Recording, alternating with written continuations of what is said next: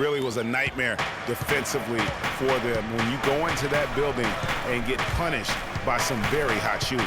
They didn't challenge the shooters. They didn't defend the shooters like they should have. And once the fans got into it and the arena started ramping up and cranking up, it was over. And now Washington's starting group. The talented Wall and Beal team up in the backcourt. Gortat is out there with Markieff Morris. And it's Teague in at the small forward. Here's Wilson. Good. Nice assist from Westbrook. Wilson's got himself on the board with 3 there. A lot of times in the first quarter, it will dictate how big a role a player has later on. Gortat with a screen on Westbrook. Beal gets a wide open look. Can't get it to go. So the Thunder will take it the other way. Tough loss coming against Cleveland in their last game played.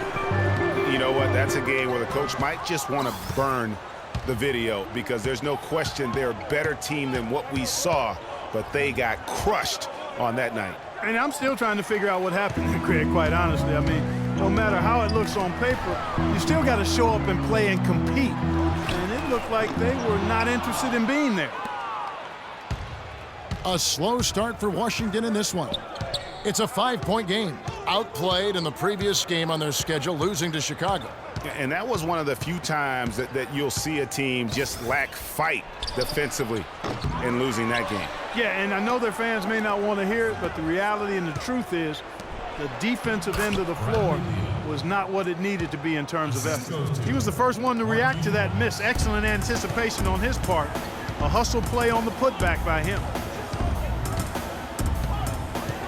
Westbrook kicks to Freak. Cantor dishes to Durant. Here's Wilson. Gortat with the defensive effort. His touch has disappeared on him this quarter. He just hasn't been able to